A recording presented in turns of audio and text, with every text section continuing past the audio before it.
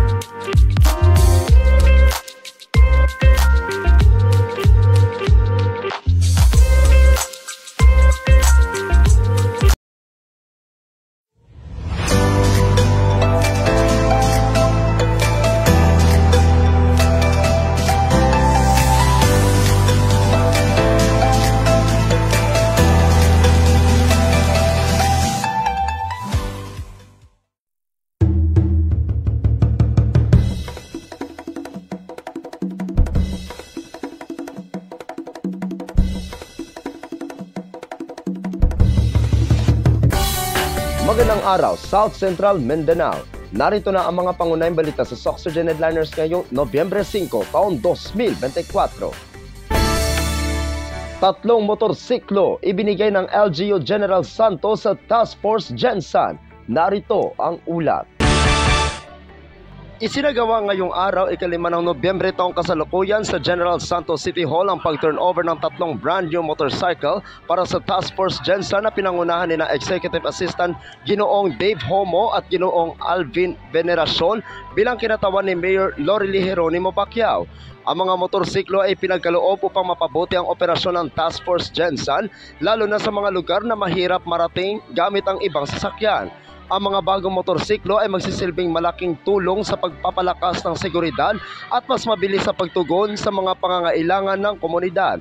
Personal namang nagpasalamat si Colonel Ruben G. Aquino, hepe ng Task Force Gensan kay Mayor Pacquiao dahil sa suporta ng lokal na pamahalaan. Ipinahayag niya ang mga bagong kagamitan ay magpapadali sa kanilang operasyon at magbibigay ng mas mataas na antas na serbisyo sa mga mamamayan ng General Santos. Ako ang inyong kaibigang Apolinario Thirdy Valencia para sa Soxurgen Headliners. Mahigit 1,600 nasita ng city government ng Kidapawan sa kampanya kontra bisyo. Narito ang ulat. 1,645 na mga violators sa Anti-Smoking and Vaping Ordinance, Curfew for Minors, pagpapapasok ng mga menor de edad sa mga bar at pagbebenta ng alcoholic drinks lagpas sa unang oras sa madaling araw ang sinita ng city government ng Kidapawan.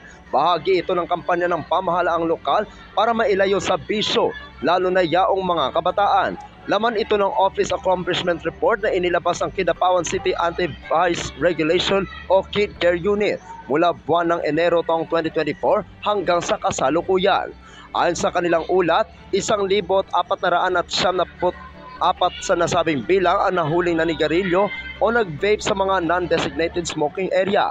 124 na lumabag sa curfew for minors, 20 business establishments ang nahuling nagpapasok ng mga bata sa kanilang pwesto. At 7 naman ang nagbenta ng nakakalasing na inumin lagpas ng 1:00 ng madaling araw. Nagmulta mula 1,500 piso hanggang 5,000 piso ang mga violators ayon pa sa KID Care. Patuloy naman ang panawagan ng city government na umiwas sa bisyo. Sa halip, mas makabubuting ibili na lamang ng pagkain o anumang uri ng pangangailangan ng pamilya ang kanilang ginagasto sa bisyo. Ako ang inyong kaibigang Apolinario Thirdy Valencia para sa Soxurgen Headliners. Para sa uling balita, 16 na unit na wall fans ibinigay ni Tacurong City Mayor Lechoncito sa San Pablo National High School. Narito ang ulat. Upang magtakda ng mga kaaya-ayang silid-aralan para sa pag-aaral, lalo na sa mainit na temperatura sa araw, si City Mayor Joseph George Lechoncito, MDDPA, ay nagbigay ng 16 na unit ng wall fan sa San Pablo National High School. Personal na ibinigay ni Mayor Lechoncito ang mga wall fans sa isang simpleng seremonya kahapon, ika-4 ng Nobyembre taong kasalukuyan sa nabanggit na paaralan, na tinanggap naman ni School Principal Maria Teresita H. Escobia. Ibinibigay ni Mayor Lechoncito ang lubos na pagpapahalaga sa edukasyon sa lungsod at sinusuportahan ang anumang gawain na makakatulong sa mga mag-aaral ng Tacorong na umunlad sa paaralan. Ang wall fund distribution na ito ay isa lamang sa marami niyang proyekto para sa mga mag-aaral sa Tacorong. Ako ang inyong kaibigang Apolinario Freddy Valencia para sa Soccer Gen Headliners.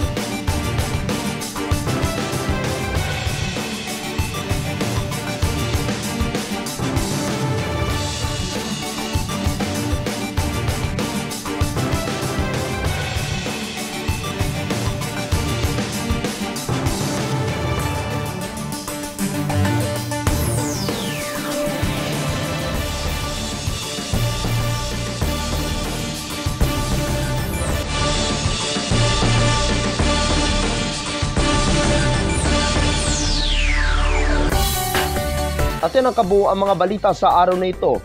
Mga balitang kailangan ninyong malaman, balitang walang kinakampihan, balitang totoo, balitang may dalang aral at inspirasyon. Ito ang Soccer Gen Headliners. Hanggang bukas, maraming salamat at magandang araw, kaibigan.